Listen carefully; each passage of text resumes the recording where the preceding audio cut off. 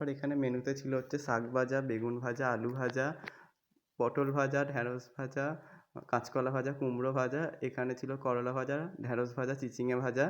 তারপর এদিকে অপর সাইডে ছিল হচ্ছে ২ রকমের নারকেল ভাজা। তারপর এখানে ছিল হচ্ছে চিংড়ি মাছের টক। তারপর এখানে ছিল হচ্ছে মাছের ঝাল। তারপর এখানে ছিল হচ্ছে চালতা দিয়ে ডাল। আর এই দুটো হাঁড়িতে ছিল হচ্ছে একটাই ঠাকুরের ভাত আর একটাই রাত্রে খাওয়ার জন্যে ভাত। আর আমার সমস্ত রান্না এইভাবে গুছিয়ে করে কমপ্লিট হয়ে গিয়েছিল, গুছিয়ে রেখেছিলাম। নমস্কার সবাইকে, সকলে কেমন আছো? আশা করি সকলে ভালো আছো আর ঈশ্বরের আশীর্বাদে আমিও খুব ভালো আছি। তো আজ হচ্ছে আমাদের রান্না পুজো আর আমি সর্বপ্রথম স্নান টান করে চলে এসেছি রান্নাঘরে। এসে আমি সর্বপ্রথম সয়না শাকটা সেদ্ধ করে নিচ্ছিলাম, কারণ সয়না শাকটা ভাজতে হবে বলে। তো এখানে সয়না শাক সেদ্ধ হতে হতে আমি এদিকে আরেকটা গ্যাস জেলে কড়া বসিয়ে দিচ্ছিলাম। তার মধ্যে জল দিয়ে দিচ্ছিলাম, কারণ আলু ভাজা আর আলু সিদ্ধটা বসিয়ে দেওয়ার জন্য। তো এখানে শাক সিদ্ধ হয়ে গিয়েছে। এবার শাক ভাজার জন্য আমি কড়ার মধ্যে তেল, সর্ষে আর লঙ্কা ফোড়ন দিয়ে দিয়েছিলাম। দিয়ে শাকটা ভেজে নিচ্ছিলাম। আমাদের রান্না পুজোর নিয়ম হচ্ছে সর্বপ্রথম এই সয়না শাক ভাজা করে তবেই রান্না স্টার্ট করা যায়। ততক্ষণ অবধি কিছু রান্না করা যায় না। তো আমার আলু সেদ্ধ হয়ে গিয়ে আলুর জল ঝরতে দেওয়া হয়ে গেছে। এখানে তেলটা গরম করে নিচ্ছিলাম আলু ভাজার জন্যে। তেল গরম হয়ে যেতে আমি এখানে আলুগুলো দিয়ে দিয়েছিলাম। দিয়ে লাল, লাল করে ভেজে নিচ্ছিলাম। ততক্ষণ আরেকটা গ্যাসে ঠাকুরের ভাতটা বসিয়ে দেওয়া হয়েছিল। তো ঠাকুরের ভাত হতে, হতে এদিকে আলুটাও ভাজা হয়ে গিয়েছিল। তারপর আমি আলুগুলো তুলে নিচ্ছিলাম। কারণ অনেকবার একটা ভাজা অনেকবার করে ভাজতে হয়েছিল। তো আলুটা আমি ভেজে এখানে তুলে নিচ্ছিলাম সর্বপ্রথমেরটা।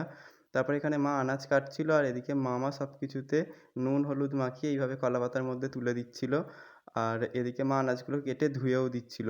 এখানে মামা এইভাবে কলাপাতার মধ্যে সবকিছু নুন, হলুদ মাখিয়ে রেখেছে। কাঁচকলা, চিচিঙে, করলা, পটল, বেগুন।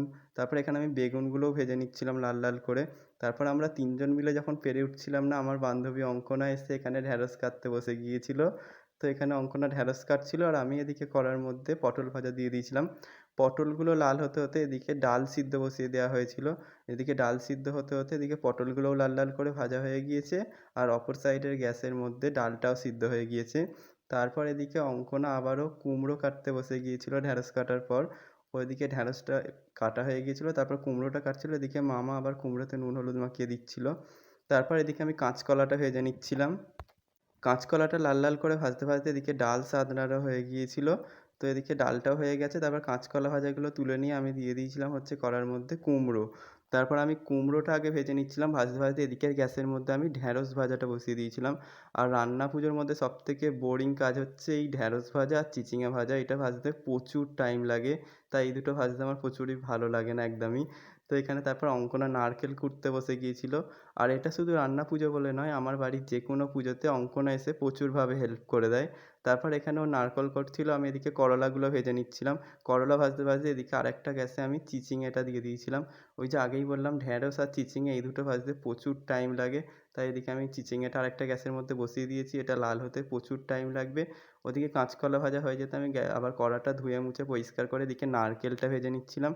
তারপর এদিকে নারকেল ভাজা হয়ে যেতে আবারও আমি এদিকে বড় হাঁড়ি করে একটা রাত্রের জন্যে ভাত বসিয়ে দিয়েছিলাম। আর এদিকে কড়ার মধ্যে তেল দিয়ে নিচ্ছিলাম চিংড়ি মাছ ভাজার জন্যে। চিংড়ি মাছটা ভাজতে, ভাজতে এদিকে কাটা মাছের মধ্যে নুন, হলুদ এই সমস্ত কিছু মাখিয়ে রেখে দিয়েছিলাম। তারপরে এগুলো মাখিয়ে রেখে ওদিকে চিংড়ি মাছের টকটা আগে করে নিয়েছিলাম। চিংড়ি মাছের টকটা এখানে কমপ্লিট হয়ে গিয়েছিল। তারপরে এখানে ভালো করে নেড়ে নিচ্ছিলাম। নেড়ে নিয়ে চিংড়ি মাছের টকটা ঢেলে নিয়ে এখানে মাছ ভাজা তুলে দিয়েছিলাম।